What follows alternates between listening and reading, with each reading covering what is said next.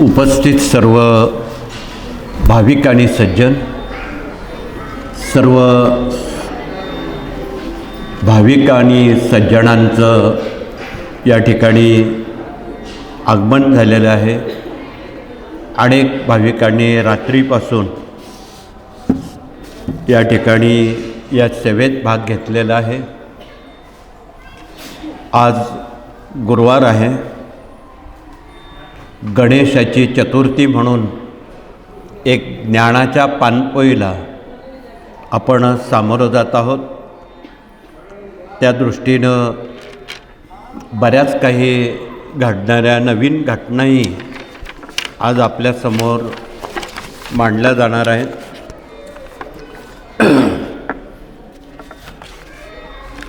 आगामी 8 फेब्रुवारी रोजी गजानन महाराज प्रकट दिन आहे. स्वामी महाराजांनी आपल्या 1000 वर्षाच्या कार्यकालात अगणित अवतार, अगणित साधू संत महंत यांची गुरुपद घेतली. त्यामध्ये आमचे शिर्डीचे साईबाबा असतील, शेगावचे गजानन महाराज असतील, नागपूरचे ताजुद्दीन महाराज असतील, श्रीगोंद्याचे शेख मोहम्मद असतील, पुण्याचे शंकर महाराज अष्टवक्री असतील, असे अनंत असंख्य, शेगावचे गजानन महाराज असतील, या सर्व संतांची गुरुपदं स्वामींनी त्या शतकामध्ये घेतलेली होती. देशाचं, धर्माचं केवळ संरक्षण होण्यासाठी. म्हणून यदाई दाई धर्मश्च ग्लानिर्भवति भारत या उक्तीप्रमाणे या देशाचं आणि धर्माचं रक्षण करण्याकरता परमेश्वराला म्हणजेच स्वामी महाराजांना अनेक रूपं घ्यावे लागतात. त्यापैकी या विश्वाचं चैतन्य स्वरूप प्रत्यक्ष स्वामी महाराज आहेत. त्यात आपण आपल्या सर्व गुरूंना बघावं, संतांना बघावं, 33 कोटी असणारे देव स्वामींमध्येच बघावेत. त्यात सर्व काही आलं. सर्व देवम नमस्कारम केशवम प्रति गच्छति. आपण न कळत खूप मोठ्या शक्तीजवळ पोचलेला आहात आणि या शक्तीचं अनन्यसाधारण महत्त्व समजून घेणं हे एका दिवसाचं काम नाही. त्या अनुभूतीतून जाणण्याच्या बाबी आहे. म्हणून आपण इथे प्रति गुरुवार रविवारला केवळ काही जण इथे गुरुवार रविवारला पडेल ती सेवा करतात आणि घरी जाईपर्यंत त्यांची कामं मार्गी लागतात. ही अनुभूती आहे. आणि आपण बरेच अन्य भाविक खूप आशेनं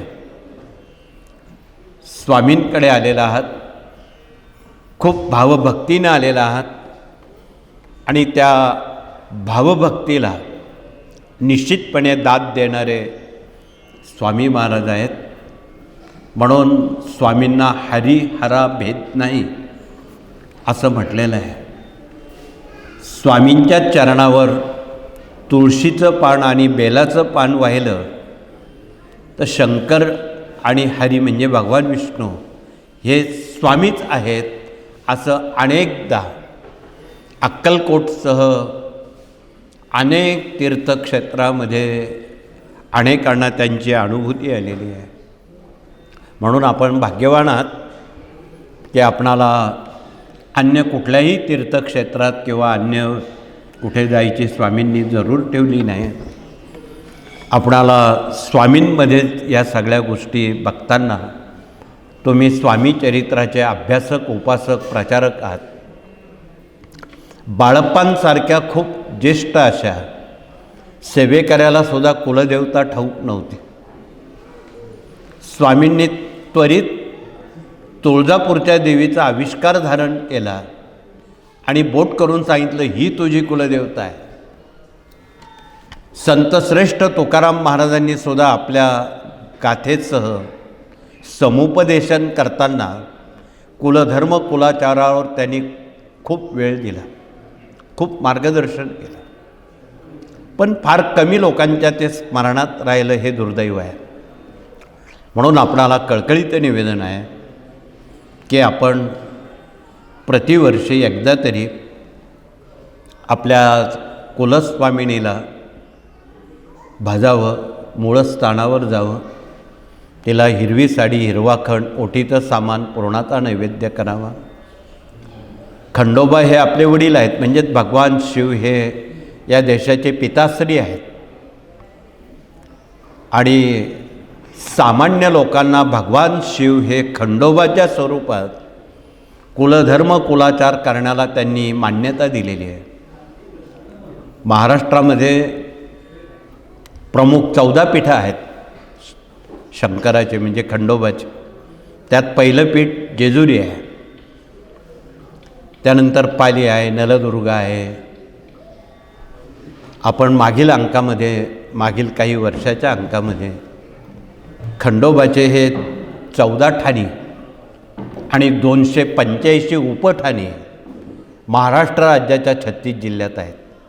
का तर त्यावेळी दळणवळण, रेल्वे, बस, रस्ते नव्हते.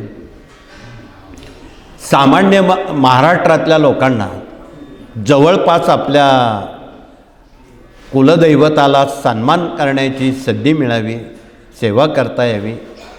आणि तसा देश 700 वर्ष मोगलांच्या आणि 150 वर्ष इंग्रजांच्या ताब्यात होता. त्यामुळं धर्माचं, देशाचं काम करणं हे सहजासहजी कोणाला शक्य नव्हतं.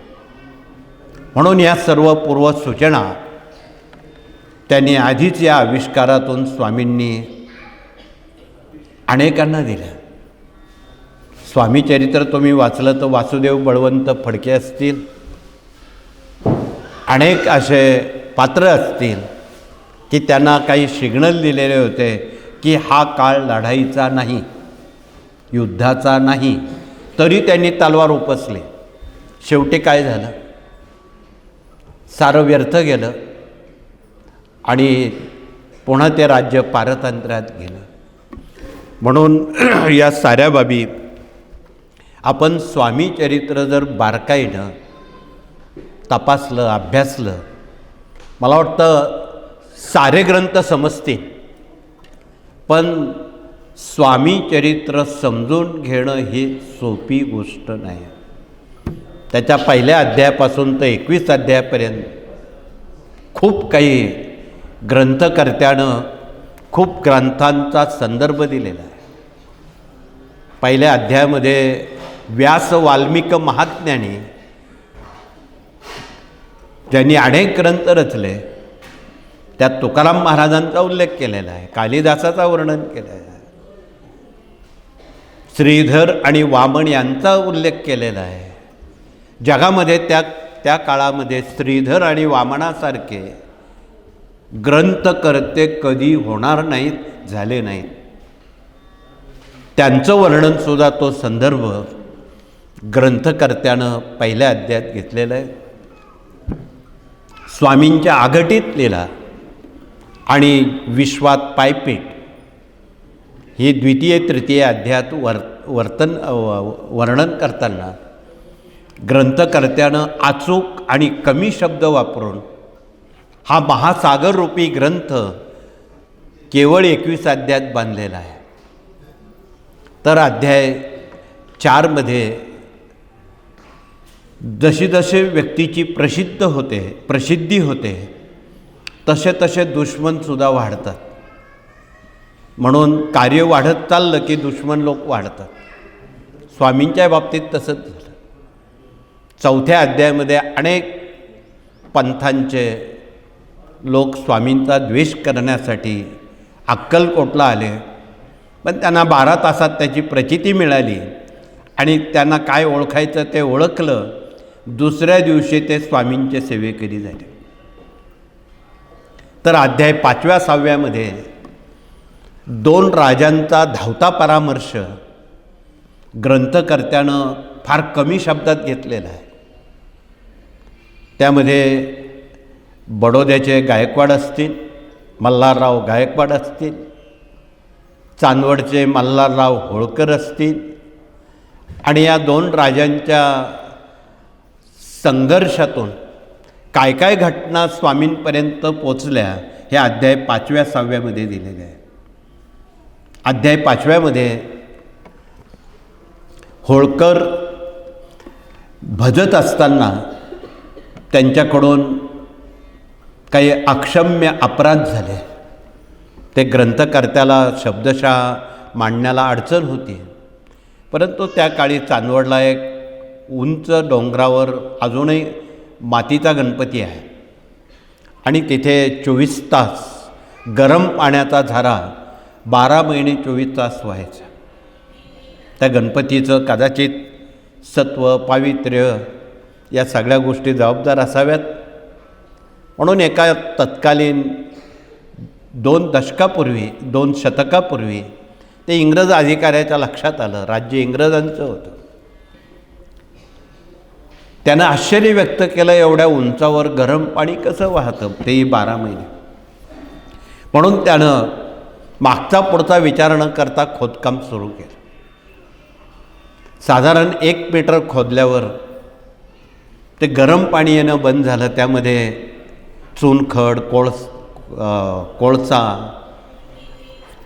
चुना, डाईक असे पदार्थ निघाले आणि गरम पाणी येणं बंद झालं.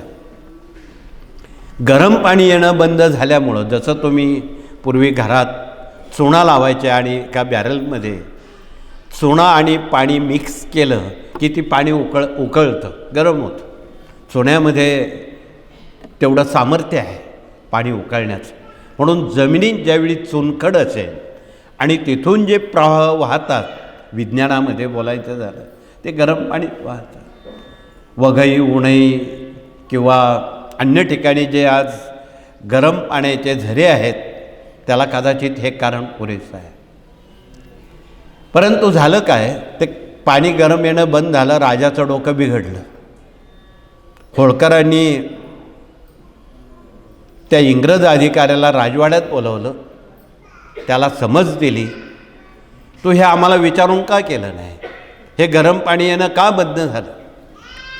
म्हणून त्याने मागचा पुढचा विचार न करता तो इंग्रज अधिकारी ब्लॅक टी घ्यायचा आणि त्या ब्लॅक टीमध्ये ती चहामध्ये विष त्यांनी टाकलं आणि काही क्षणामध्ये तो इंग्रज अधिकारी ते विषारी औषध पिऊन मृत झाला.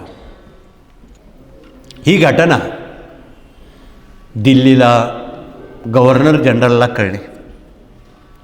कळल्यावर या राजाला कशी अद्दल घडवायची, इंग्रज फार हुशार आणि धूर्त होते. काही महिन्यानंतर इंग्रज अधिकाऱ्यांनी त्यावेळी त्या राजांना मुंबईला बोलवलं.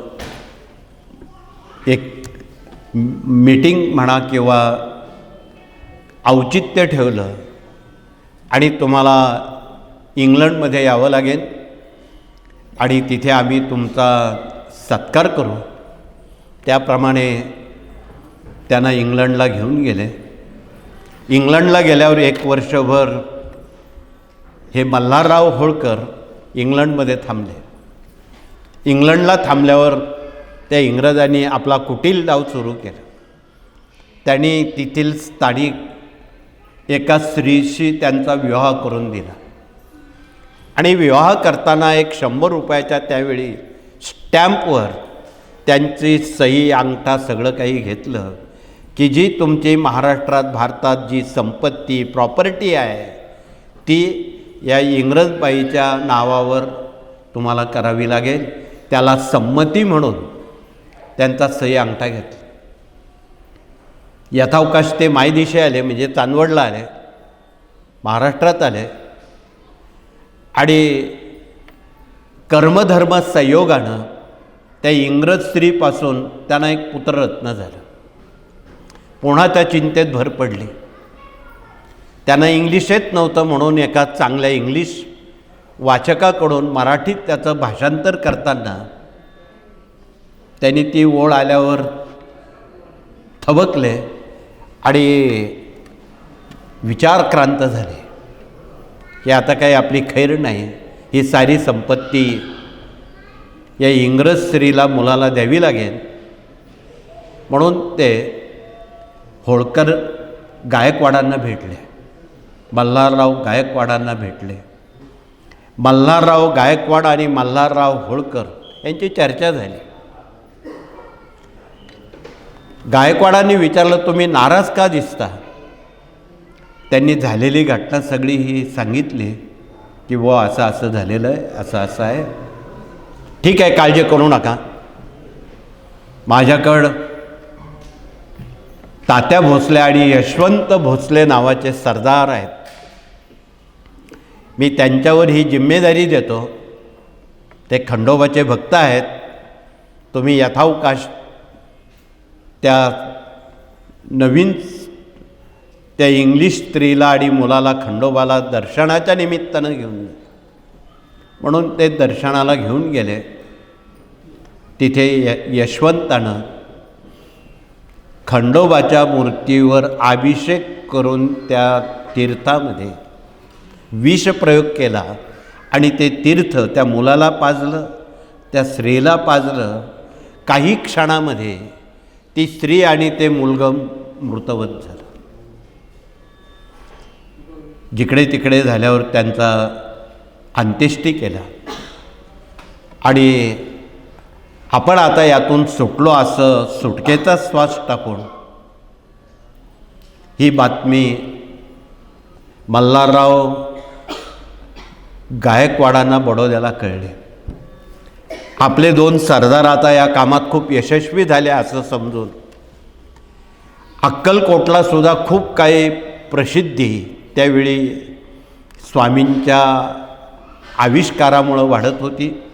मग आपण स्वामींनाच जर बडोद्याला आणलं तर आपलं बडोदा संपन्न होईल. म्हणून तात्या भोसलेंना अक्कलकोटला पाठवलं. अनेक धन द्रव्य संपदा देऊन, अनेक युक्त्या प्रयुक्त्या करून, परंतु स्वामी अंतर्यामी स्वामींनी चोळप्पालाही सांगितलं, अनेक जणांना सांगितलं, मी बडोद्याला जाणार नाही. ते लोक दांभिक आहेत आणि दांभिक भक्ती मला मान्य नाही. तात्या हात हलवत परत आला. गुरुचरित्र वाचूनही उपयोग झाला नाही. मग दुसरं हत्यार काढलं यशवंतच, की यानं इंग्लिश स्त्रीला यमसदनाला पाठवलं तर आपण त्याला अक्कलकोटला पाठवू. तसंच स्वामींना त्याआधी तात्या भोसलेंनी मेण्यात घालून पळून नेण्याचा सुद्धा प्रयत्न केला, पण ते सगळं अपयशी झालं, अयशस्वी झाला. मग त्यावेळी खूप खंडणी देऊन यशवंता अक्कलकोटला पाठवला. अक्कलकोटला ही गोष्ट स्वामींना कळल्यावर स्वामी अति उग्र अवस्थेत त्याच्या अंगावर आले आणि अत्यंत उग्र भाषेत त्याला दम दिला. कारण म्हणे विष पाजतो नाही का म्हणे, माणसं मारतो नाही का म्हणे, तुला काही मिनिटामध्ये इंग्रज बेड्या घालतील आणि तुझी रवानगी जेलमध्ये होईल आणि तुला जन्मठेप होईल. तुम्ही स्वामीचरित्र वाचक आहात. हाती पायी बेडी पडली, स्वामी वचनाची प्रचिती आली. ग्रंथकर्त्यानं फक्त 2च ओळीत या 2 राजांचा धावता परामर्श किती अलगदपणे सेवेकऱ्यांपर्यंत हा इतिहास पोचवलेला आहे. म्हणून स्वामी चरित्र वाचताना प्रत्येक ओवीचा संदर्भ कृपया आपण समजून घ्या. तसं इतकं स्वामी चरित्र सोपं नाही. तुम्ही 21 अध्याय 21 वर्ष वाचले तरी ते लवकर कळणार नाही. म्हणून हा संदर्भ इतिहासाचा अनेक ग्रंथांचा संदर्भ ग्रंथकर्त्यानं इतक्या अचूक पद्धतीत वाचकांपर्यंत पोचवलेला आहे की स्वामी कोण आहेत. आपण यथावकाश पूर्ण 21 अध्यायांवर सांगण्याचा थोडक्यात प्रयत्न करू, परंतु हे स्वामी चरित्र खूप मोठं आहे. वाचायला 1 तासात होतं. समजून घ्यायला अनेक युग अनेक वर्ष लागतील तरी ते समजणारं नाही. हे वास्तव लपवता येत नाही. असो, या सर्व गोष्टी होत असताना आगामी हे 26 साल तसं चांगलं नाही. या 26 सालाच्या एप्रिलपर्यंत काही निर्देश आम्ही अंकामध्ये प्रसिद्ध करणार आहोत. तर गेल्या काही वर्षापासून आपण रोज सांगत आहोत की आगामी काळामध्ये विमान अपघात होतील, रेल्वे अपघात होतील, काही तिसऱ्या महायुद्धाची सुरुवात होईल, काही देशांमध्ये युद्ध सुरू झालेलं आहे, आगामी काही भागात चक्रीवादळ मोठ्या प्रमाणात सक्रिय होतं आहे आणि खूप मोठे उपद्रव जगात आणि देशात होण्याची शक्यता नाकारता येत नाही. जगामध्ये नवीन व्हायरस, जसं 4-5 वर्षापूर्वी कोरोना आला तसा असा एक आजार थैमान घालण्याची या महिन्याच्या अखेरपर्यंत शक्यता आहे. म्हणून आपण सावधान राहणं अत्यंत महत्त्वाचं आहे. तिसऱ्या महायुद्धाचे ढग जमा झालेले आहेत आणि त्यासाठी राष्ट्रीय पातळीवर आपण मोठ्या सेवा केवळ आपल्यापुरत्या नका करू. राष्ट्रहित, देशहित, मानवहित, धर्माचं आणि देशाच्या कामासाठी आपण जो पूर्वी संकल्प केलेला होता तो कुठलाही व्यक्तीसाठी नाही.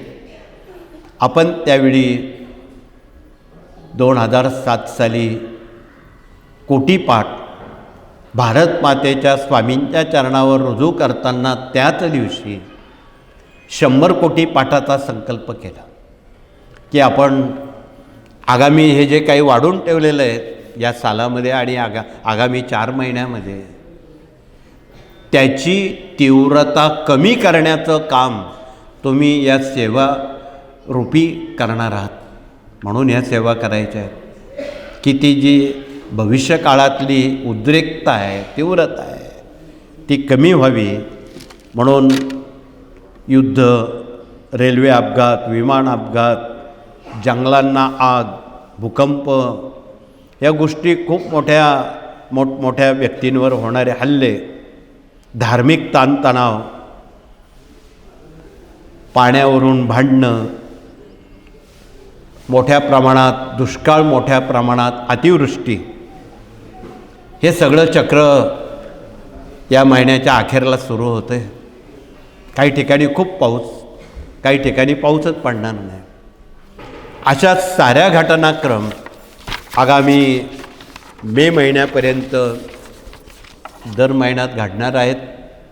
म्हणून यातून आपण आपला देश आणि आपले भारतीय लोक यांना याची कुठलीही तोशिष लागू नये म्हणून आपण भारत मातेला, स्वामींना स्मरणपूर्वक खालील कार्यक्रम आपण करावा की आपण आगामी 100 दिवसात 100 पाठ स्वामी चरित्र सारामृताचे संकल्पने करावेत.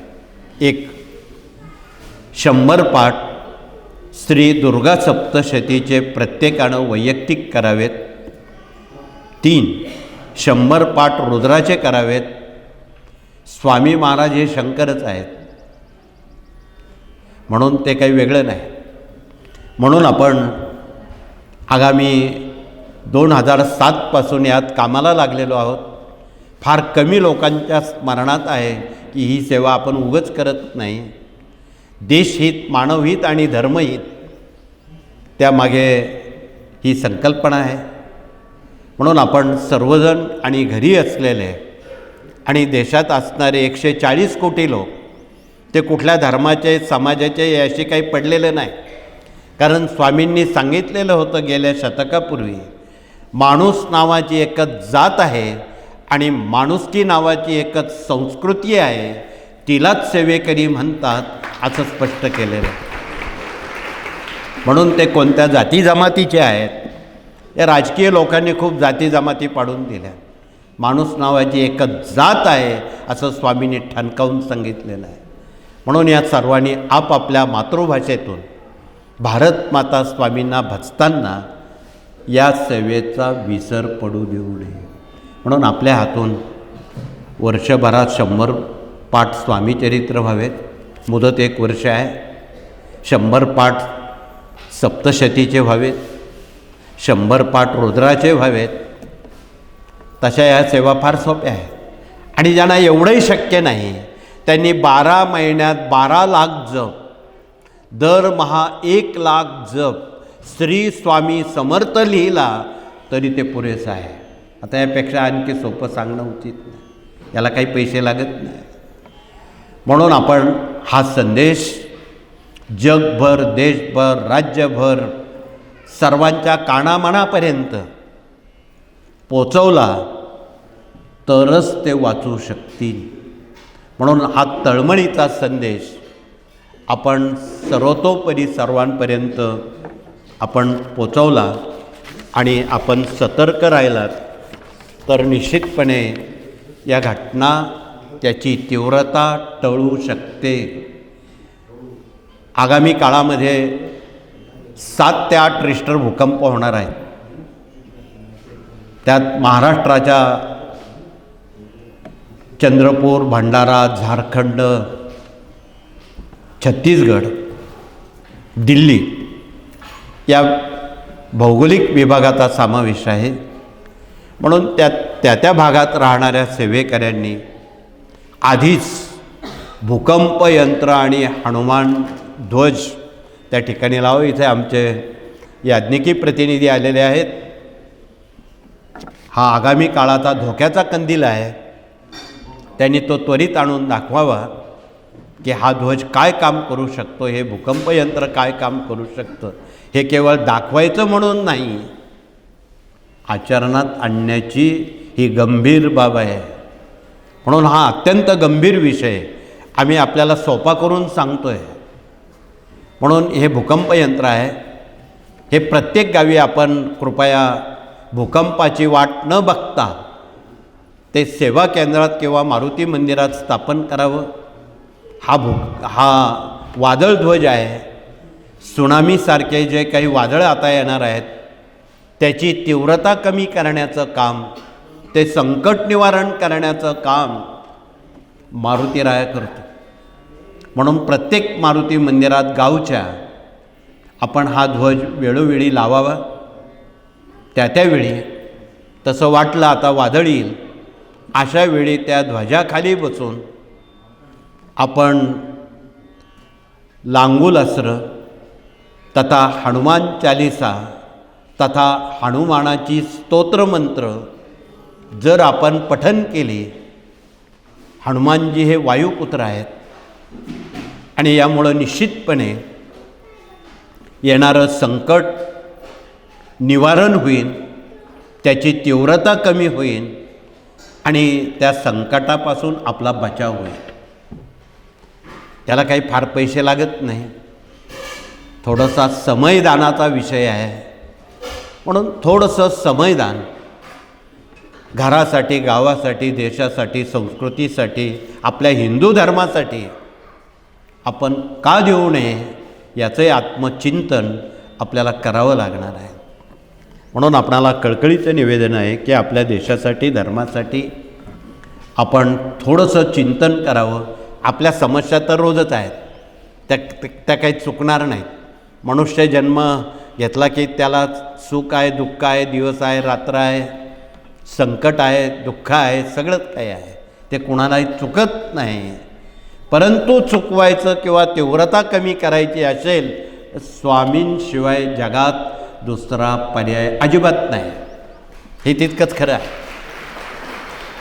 म्हणून आपणाला कळकळीचं निवेदन आहे, आपण येणाऱ्या अंकामध्ये हा 4 महिन्याच्या कालावधी आणि घडणाऱ्या तारीखवार घटनाक्रम लिहून आणलेला आहे.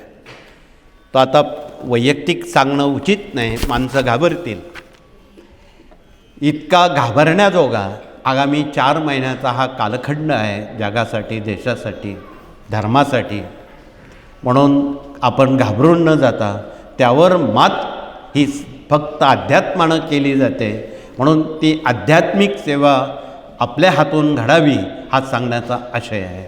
विषयांतर न करता आपण या सर्व बाबी आध्यात्मिक शक्ती आणि ती आपल्यात पात्रता निर्माण होण्यासाठी वयोगट 5 ते 18 या वयोगटाला तिथून आपल्याला ही सुरुवात करायची, ती सवय लावायची, ते संस्कार करायचे. म्हणून आज आपल्यामध्ये गुरुजन प्रतिनिधी आलेले आहेत आणि त्यात 2 हेतू आमचे आहेत. तुमचं म्हातारपण, वार्धक्य हे पुढच्या पिढीवर अवलंबून आहे आणि तुमच्या घरामध्ये कमीत कमी एकतरी श्रावणबाळ किंवा पुंडलिक तयार झाला पाहिजे. म्हणून श्रावणबाळ पुंडलिक तयार करायचे असतील तर आपणाला मूल्य शिक्षण, गर्भसंस्कार, शिशुसंस्कार याशिवाय दुसरा कुठलाही पर्याय नाही. वृद्धाश्रममुक्त भारत, वृद्धाश्रममुक्त महाराष्ट्र आपणाला यातून घडवायचं आहे. म्हणून त्यासाठी आपण आमचे सर्व गुरुजन, गावोगावी असणारे सर्व शिक्षक, सेवानिवृत्त शिक्षक यांना आपण संघटित करावं.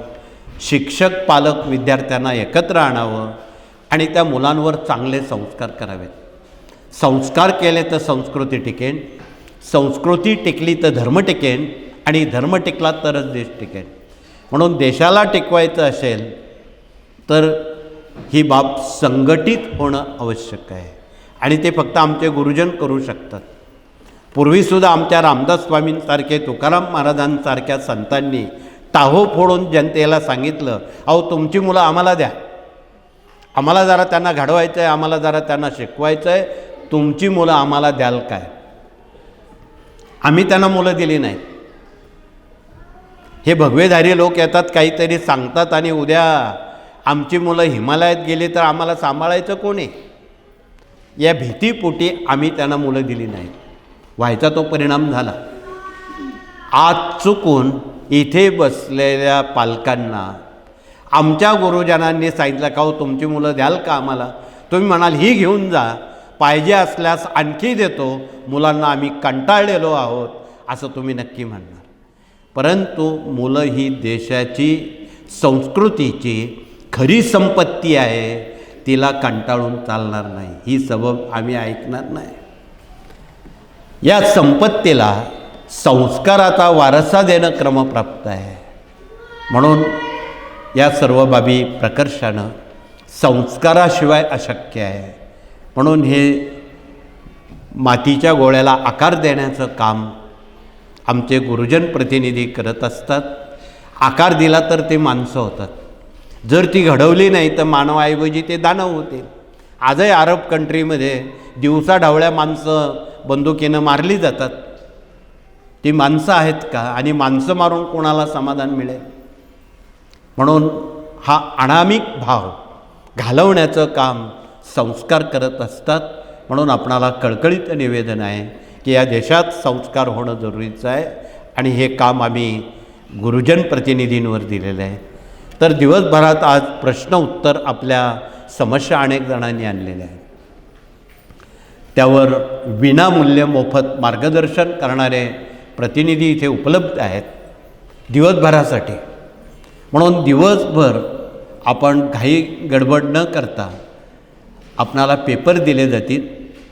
त्या पेपरवर कृपया आपण आपली समस्या थोडक्यात लिहा, कुटुंबातले सारे प्रश्न एकाच पेपरवर लिहा आणि ते आमच्यापर्यंत हे प्रतिनिधी पाठवतील आणि त्यावर लेखी स्वरूपात त्यावर खुलासा केला जाईल आणि त्या खुलाशावर मार्गदर्शन उभे असणारे भगिनींकडे मार्गदर्शन घेतील, पुरुष पुरुषांकडे घेतील आणि जोपर्यंत आपलं समाधान होत नाही तोपर्यंत आपण जागा सोडू नये, हे कळकळीचं आवाहन आहे. आणि हे काम विनामूल्य दिवसभर चालणार आहे. कृपया मनात आपण कुठलाही कल्पविकल्प ठेवू नये. पुढचा विभाग या ठिकाणी विवाह मंडळ आलेला आहे. त्यांनी परिचय देऊन आज सर्वात अवघड प्रश्न असेल कुटुंबात तर मुलामुलींच्या विवाहाचा. आज फार अवघड पोझिशन आहे जगात, देशात, राज्यात, गावात, घरात. मुलं मनाला वाटेल तसं वागायला लागलेली आहे.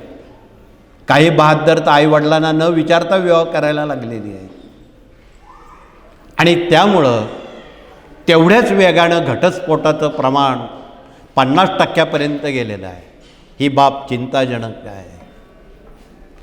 स्वतःचा चेहरा स्वतःला कधी दिसत नाही, त्याला आरसा लागतो. म्हणून हे आरसा दाखवण्याचं काम आमचं विवाह मंडळ करत असतं.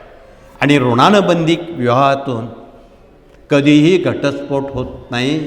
गेल्या 70-80 वर्षात या कार्यातून जेवढी विवाह झाली, आज तगायत एकही घटस्फोट फारकती झालेल्या नाहीत. म्हणून आपलं जीवित सुखी करायचं असेल तर याशिवाय दुसरा जगात कोणालाही पर्याय नाही. म्हणून आपण विवाह मंडळं गावोगावी उभी करावीत. हे जे निवडणुकीत निवडून आलेले किंवा उभे असणाऱ्या लोकांना त्यात ओढावं आणि त्यांनी त्यात हातभार लावावा. आणि आपल्या गावाला विकासाकडे न्यायचं असेल तर सर्वप्रथम अट एक असावी, बिना हुंड्यानं विवाह करावेत, तेही साखरपुड्यात. अशी जर अट घातली तर याचा खूप चांगला परिणाम कुटुंबियांवर, गावावर, राज्यावर, देशावर घडू शकतो. हे लपून ठेवणारी बाब नाही. म्हणून विवाह मंडळाला खूप काम वाढलेलं आहे. आवड असणाऱ्या प्रौढ वयस्कर भगिनींनी, पुरुष प्रतिनिधींनी विवाह मंडळं गावोगावी उभी करावीत.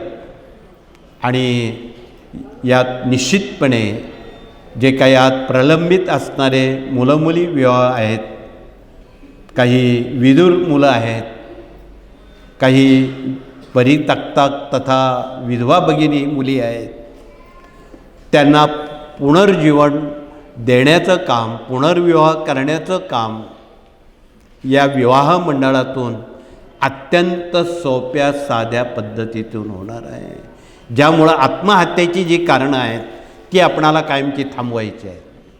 हा एक सामाजिक बांधिलकीचा एक भाग आहे. म्हणून आपणाला हे खूप अवघड विभागात या कार्यानं हा हात घातलेला आहे. याला कृपया आपण सर्वांचं सहभाग, सहकार्य असणं तेवढंच जरुरीचं आहे. म्हणून या सर्व बाबी सर्वांगीण विकासाच्या दृष्टीनं मानवजातीला स्वामींच्या कार्यातून ही नामी संधी आहे. तर पुढचा विभाग इथे कृषी प्रतिनिधी आलेले आहेत. त्यांनी आपला परिचय देऊन नुकताच गेल्या 15 दिवसापूर्वी नाशिक येथे आंतरराष्ट्रीय स्तरावर कृषी महोत्सव, कृषी संस्कृती अंतर्गत बरेच उपक्रम राबवले. त्यातून जगातून, देशातून, राज्यातून, जिल्ह्यातून, गावातून अनेक जण आले. केवळ शेतीपुरते मर्यादित नाही तर सुमारे 4000 बेरोजगारांना नोकरीची सुद्धा संधी मिळालेली आहे. त्यांना आता त्या कंपन्या स्वतःच्या पायावर उभ्या करतायत. अजून मागणी आहे. त्यांची मागणी 5000 होती, मिळाले 4000ला. म्हणून हा बिकट प्रश्न जो नोकरीचा आहे, उद्योगाचा आहे, पायावर उभं राहण्याचा आहे, तो कृषी विभागातून फार युक्तीनं, चातुर्यानं आपणाला सोडवायला एक नामी संधी आहे. म्हणून आपण या विभागाशी तादात्म्य साधणं, वेळोवेळी होणाऱ्या उपक्रमात हजेरी लावणं आणि आत्महत्या पीडित कुटुंबियांच्या मुलामुलींची लग्न लावणं, देशाचं संरक्षण करणाऱ्या शहीद जवानांच्या मुलामुलींची लग्न लावणं, हे आपलं सर्वांचं काम आहे. यात आपला हातभार असावा. सरकार काही त्यांचे लग्न लावणार नाही. आत्महत्याग्रस्तांच्या कुटुंबियांची, शहीद जवानांच्या मुलामुलींची हे आपल्याला करावं लागणार आहे. म्हणून सामुदायिक ऐक्य, सामुदायिक बांधिलकी हे आपणाला पटत असेल तर आपण निश्चितपणे यात भाग घ्यावा. अनेक उद्योजक आणि श्रीमंत लोक स्वतःच्या मुलामुलींची लग्न खूप थाटामाटात करतात, पण त्यांना हे समजत नाही देशात किती गरीब लोक आहेत, दुःखित आहेत, पीडित आहेत. त्यांनी महात्मा गांधींना समजूनच घेतलं नाही. आमच्या महात्मा गांधींनी देशामध्ये पहिले बॅरिस्टर म्हणून त्यांचा नावलौकिक होता. त्यांनी देशाचा फेरफटका मारल्यावर त्यांच्या लक्षात आलं या देशात गरिबीला पारावर नाही, अन्न आहे तर वस्त्र नाही. ही बाब लक्षात आल्यावर त्यांनी तो सूटबूट एका मिनिटात फेकून दिला आणि पंचा घालून देशाला आव्हान केलं, माझे देश बांधव जोपर्यंत अन्न वस्त्र त्यांना मिळत नाही तोपर्यंत मी सूटबूट घालणार नाही, ही प्रतिज्ञा महात्मा गांधींनी केली. ती अखेरपर्यंत त्यांनी यशस्वी करून टाकली. म्हणून सामुदायिक सहजीवन, सामुदायिक ऐक्य, सामुदायिक बांधिलकी या महापुरुषांच्या जीवनादर्शातून जनतेपर्यंत आणि शिक्षण क्रमात ते आपणाला आमच्या गुरुजनांनी कृपया ही पोचवावी, हे कळकळीचं आव्हान आहे. आपण आपल्यापुरते जन्माला आलेलो नाही, इतरांचे आपण देणेदार आहोत. हे पण सामुदायिक बांधिलकीतून कृपया आपण समुपदेशन करताना समजून सांगावं. तर पुढचा विभाग आरोग्य विभाग आलेला आहे, डॉक्टर लोक आलेले आहेत आणि हा तसा वैयक्तिक अत्यंत जीवाभावाचा भाग आहे. इथे तुम्ही बघा, दर गुरुवार रविवारी कमीत कमी 100 लोक, सकाळपासून किती कॅन्सर रुग्ण आहेत इथे आता काही बसलेली आहेत. शेवटची भेट म्हणून ते इतके घाबरलेले आहेत. कॅन्सर म्हटला की माणसं धाय मोकलून रडतात, त्यावर कुठलाही बरा होण्याचे उपचार दिसत नाही. पण खात्रीनं सांगतो, गेल्या 2 दशकात ज्यांनी ज्यांनी स्वामींची सेवा केली आणि हा दवा घेतला ते आज हयात आहेत. डॉक्टरांनी सांगितल्यानुसार तुम्ही वाचणार नाही, ते हयात आहे.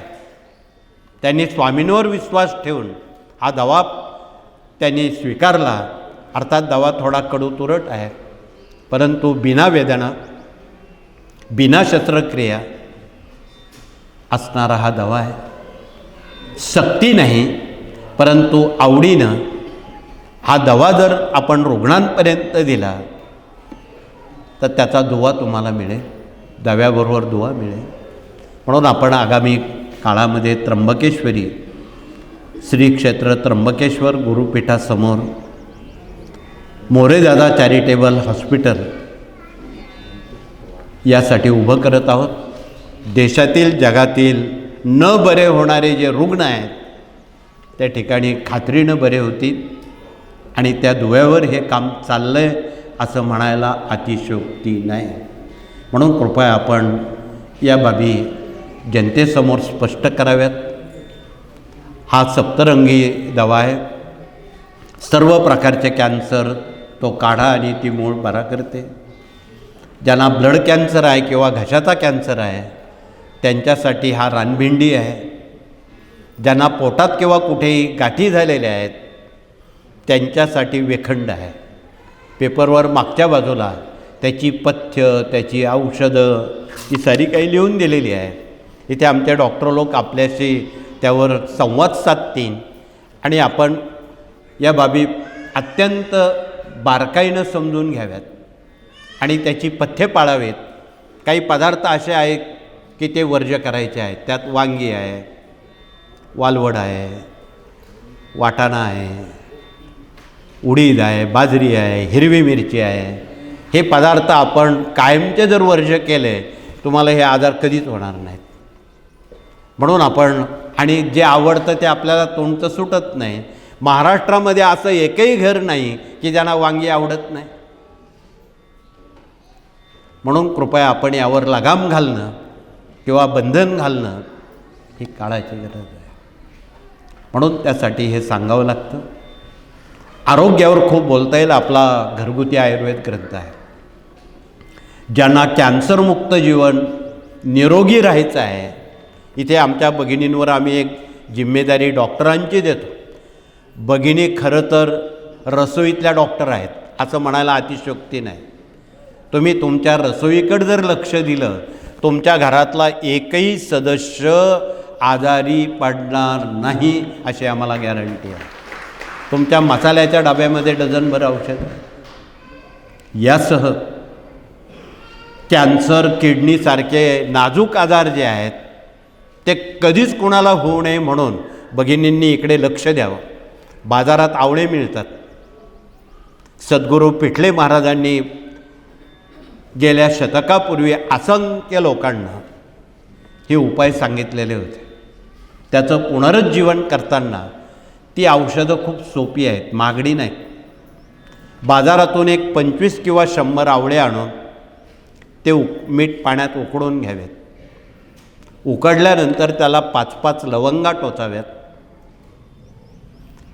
आणि काचेच्या भरणीत मधात किंवा साखरेच्या पाकात, जर मध चांगला मिळाला नाही तर साखरेच्या पाकात टाका, पण मध हे औषधी त्याचा खूप चांगला अनुभव येतो म्हणून शक्यतो मधाचा विचार करावा. त्या मधात टाकून द्यावेत आणि 40 दिवसानंतर मुरल्यावर रोज अन्नाच्या पोटी जर 1 आवळा आपण प्राशन केला, आयुष्यात किडनी कॅन्सरचं कुठलेही आजार होणार नाहीत. हे डिक्लेअर करून टाकतो. हा चॅलेंजिंगचा विषय आहे. हे तुम्ही उद्यापासून आचरणात जर आणलं, तुम्हाला डॉक्टरकडे जाण्याची वेळ कमीत कमी येईल आणि त्या आजाराला तोड द्यायला आपल्याजवळ आवळ्यासारखा दवा जगात नाही. असे खूप औषधं आपल्या घरगुती आयुर्वेदामध्ये दिलेले आहेत. मनुष्य जन्माला आल्यावर 3 आजार त्याचे पाठलाग करतात: वात, कफ, पित्त. यावर अजून हुकमी कोणी सांगत नाही. ॲलोपॅथिक गोळ्या किंवा अन्य क्रिया करायला लावतात. ते तात्पुरतं बरं वाटतं, पुन्हा दुसरे आजार उद्भवतात. यावर कायमची मात करण्यासाठी सद्गुरू पेटले महाराजांनी एक दवा लिहून दिलेला आहे. तो आम्ही आता फाड्यावर लिहून देणार आहोत. तो आयुर्वेदिक दुकानात मिळतात. 14 सागरगोटे, 14 मायफळं, 14 लसणाच्या पाकळ्या, ओवा पावतोळा, पावग्रॅम, हे सारे कुटून भाजून त्याच्या लिंबाच्या रसात गोळ्या बनवून सकाळ संध्याकाळ जर ती हरभऱ्याच्या मापाची गोळी आपण खाल्ली, कफ, वात आणि पित्त याचा कुठलाही लवलेश राहत नाही. म्हणून कृपया आमच्या शोभनाताईंकडे मी आत्ताच त्या औषधं यादी दिलेली आहे, त्यांच्याकडून ती यादी घ्या, ती औषधं आणा, त्याप्रमाणे घरच्या घरी ते तयार करा. ते आयुर्वेदिक औषधं आहेत, त्यांनी नुकसान काहीच होणार नाही. होईल तर फायदाच होईल. पण हे वय वर्ष 1 ते 100पर्यंत सर्वांना चालणारा दवा आहे. म्हणून कृपया आपण ही सारी दवा आम्ही हळूहळू आपणापर्यंत पोचवण्याला प्रयत्नशील आहोत. आपणाला आवडलं तर आपण घ्या, सक्ती नाही. परंतु आपलं आरोग्य अबाधित राहावं, निरोगी राहावं हे प्रत्येकाला वाटतं. आपला पंचप्राण डॉक्टरांच्या ताब्यात देऊ नये. ही आपण जर दखल घेतली आणि निरोगी राहिलात, तुम्हाला डॉक्टरकडं जाण्याची जरूर नाही. म्हणून अत्यंत साध्या, सोप्या आणि अतिप्रभावी असा आपला आयुर्वेद हा ग्रंथ आहे. नाही समजलं 4 वेळा आपण समजून घ्या, पण पुढील पिढ्यांना फास्ट फूड, हायब्रिड अन्न, 5 पांढरे पदार्थ ते वर्ज्य करा. आपण रोज 5 प्रकारचं विष पचवतो. 1 साखर.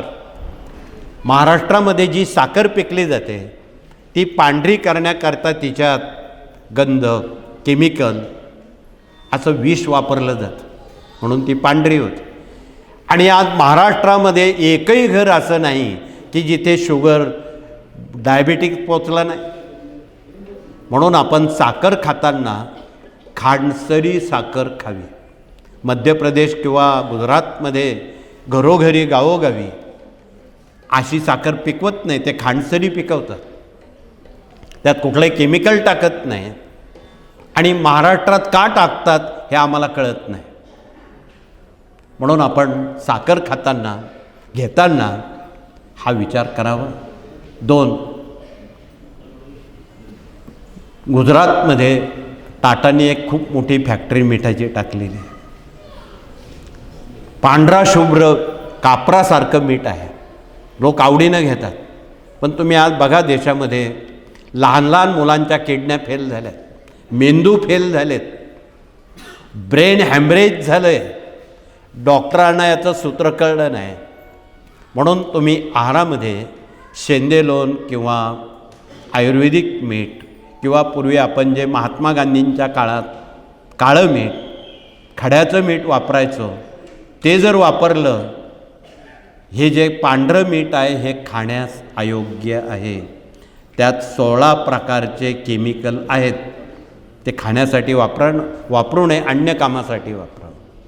तिसरं, मैदा, बेकरी, ते खाल्ल्यानंतर जठरावर स्लॅब पडतो आणि अपचनाचे आजार होतात. 5वं, साबुदाणा. भगिनी त्या साबुदाण्याला तर खूप नफरत करतात, कंटाळा करतात, आणि ते साहजिक आहे. तुम्ही एक वाटीभर साबुदाणा खाल्ला आणि ग्लासभर पाणी पिलात, दिवसभर तुम्हाला भूक लागणार नाही. रबराचा स्लॅब पडतो त्या पचनावर, भूक लागत नाही. ही चांगली गोष्ट नाही. म्हणून त्याऐवजी अनेक पदार्थ आहेत आणि त्याचा आपण कृपया वापर करावा. वैज्ञानिकदृष्ट्या, आरोग्यदृष्ट्या कमी जेवणं किंवा उपवास करणं म्हणजे आपल्या पचनेंद्रियांना थोडी विश्रांती देणं, हा त्यातला एक भाग आहे. म्हणून वरईची भगर आहे, तुमचे अनेक तत्सम पदार्थ आहेत, फळं आहेत, त्याचा कृपया, राजगिरा आहे, शिंगाडा आहे. शिंगाडा हे पीकसुद्धा उपवासाला चालतं. त्याच्या पोळ्यासुद्धा करता येतात, त्याचे अनेक प्रकार करता येतात. म्हणून आपण ते जर वापरले तर ते प्रकृतीला त्रास देणारे नाहीत. हलका अन्न आपण उपोषणाच्या दिवशी सेवन करावं, हा त्यामागचा या कार्याचा उद्देश आहे. म्हणून आरोग्य विभागातून आपणाला खूप काही शिकता येईल आणि आपलं आरोग्य अबाधित राहील. ॲसिडिटीसारखे आजार आहेत. रात्री जर चांगलं गाईचं दूध अर्धा कप थंड करून 1 चमचा त्यात गाईचं तूप टाकून प्राशन केलं, थोडी 2-3 दाणे साखर टाकली, ते घेतल्याबरोबर सकाळपर्यंत ॲसिडिटी जाते आणि झोपही चांगली लागते. पण दूध मात्र गाईचंच असावं, भेसळयुक्त नसावं, अन्य दूध नसावं, ते गावठी गाईचंच पाहिजे. ही जर्सी गाईचं दूध चालत नाही. या जर्सी गाईमुळं ती जागा असाध्य आजारांनी घेतलेली आहे. खरं बोललं तर सख्याईला राग येईल. म्हणून आपण देशी गाई पाळणं आणि कृषी संस्कृतीमधून आपण सेंद्रिय शेतीचं शुद्ध आपल्याला आपलं आरोग्य टिकवायचं असेल तर सेंद्रिय शेती हा त्यातला एक महत्त्वाचा दुवा आहे. म्हणून आमच्या सर्व शेतकऱ्यांनी 1 गुंठाभर जमीन सेंद्रिय शेती करून बघा, अनुभव घ्या, मग पुढचं ठरवा. हाही संदेश आपणाला या सर्व विचारातून सर्वांपर्यंत द्यायचा आहे. तर पुढचा विभाग, इथे वास्तुतज्ञ प्रतिनिधी आलेले आहेत. त्यांनी आपला परिचय देऊन वास्तूतला जो काही अनभिज्ञपणा आहे, वास्तूत असा आहे की ज्याला डोकं टेकल्याबरोबर 5-6 घंटे झोप येते, तो खरा श्रीमंत आहे. आणि इथे बसलेले मला वाटतं बऱ्यापैकी हे सारे श्रीमंत लोक आलेले आहेत की ज्यांना 5-6 घंटे झोप येते. अतिश्रीमंत जे लोक आहेत ते नावं तुम्हाला माहीत आहे. ते रात्री 3-3 वाजेपर्यंत गोळ्या खाऊनही त्यांना झोपा येत नाही, ते श्रीमंत नाहीत. म्हणून याचा अर्थ आपण कसा लावायचा तो कृपया ठरवावा. म्हणून आपण वास्तूप्रमाणे जर रचना केली, तोडफोड न करता, तर आपणाला निश्चितपणे वास्तूतला जो आनंद आहे, माणसाच्या गरजांमध्ये अन्न, वस्त्र, निवारा म्हणजे वास्तू, या गरजेच्या बाबी आहेत. म्हणून आपण या सर्व समजून घेण्याचं ज्ञानदान एकमधून सांगताना ग्रंथ वाचले तर संत समजतील, संत समजले तर भगवंताकडे जाता येईल. मला आपणासमोर खूप तपशिलात बोलायचं नाही. आपण बराच वेळ इथे बसलात.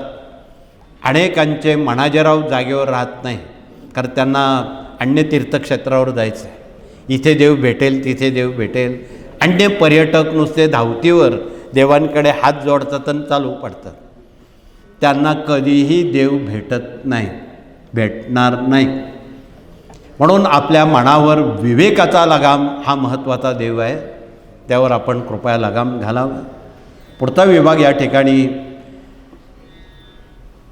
कायदेशीर सल्लागार आणि त्यांच्याबरोबर त्यांचे सर्व प्रतिनिधी आलेले आहेत. त्यामध्ये प्रशासकीय कामकाज प्रतिनिधी, युवा प्रबोधन प्रतिनिधी,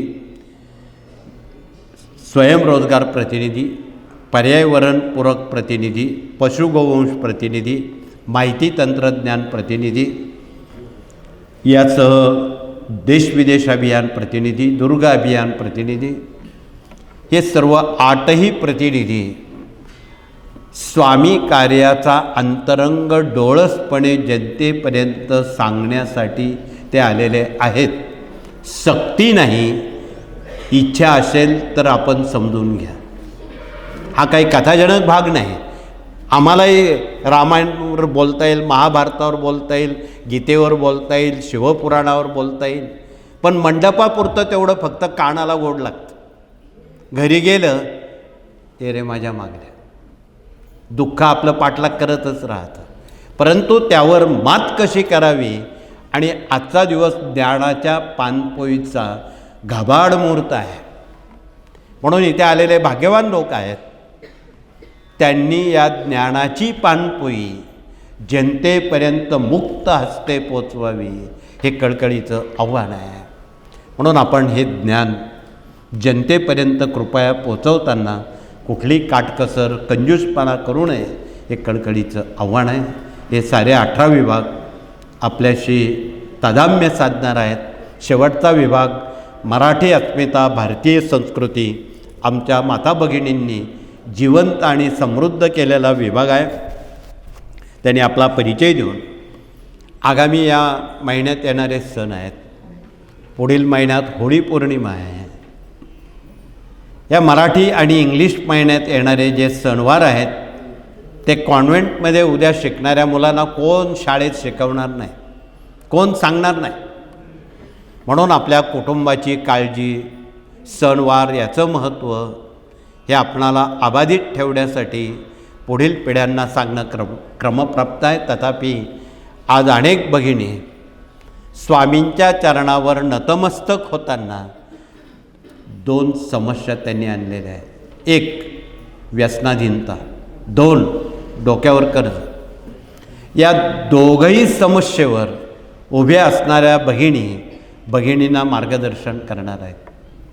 त्यामध्ये व्यसनाधीनता हा जो डोकेदुखीचा विषय आहे, शंकराच्या पिंडीवर तथा रुद्रयंत्रावर महिम्नाचा अभिषेक करून ते तीर्थ कुटुंबियांना दिलं, लहान मुलांना दिलं, हट्टींना दिलं, मांसाहार करणाऱ्यांना दिलं, त्या लोकांवर परिवर्तन होईल आणि ते शुद्ध शाकाहारी निर्व्यसनी होतील.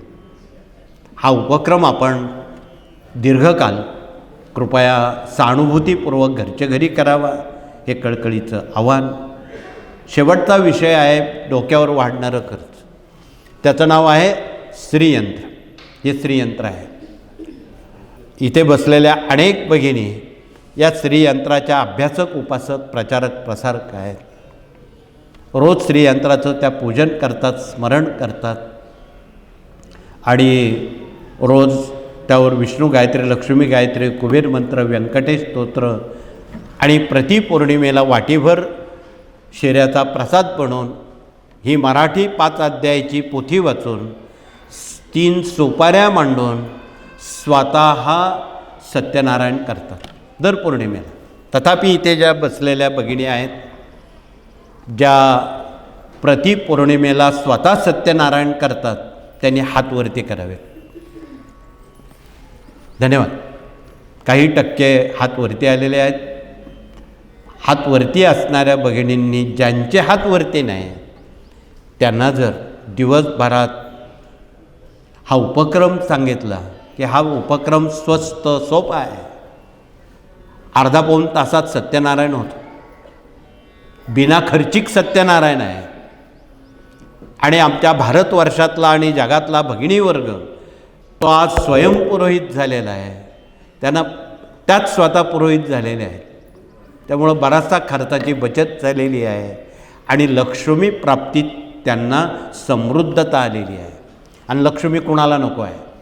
आमच्याकडे गेल्या 50 वर्षात अजून एकही कुटुंब आलं नाही की व आम्हाला लक्ष्मी नको आहे असं कोणी आलं नाही. लक्ष्मी सर्वांना हवी आहे. तथापि आपण सुयोग्य पद्धतीत तिचा जर आपण वापर केला तर आपणाला त्याची अनुभूती महिन्याभरानंतर निश्चित येईल.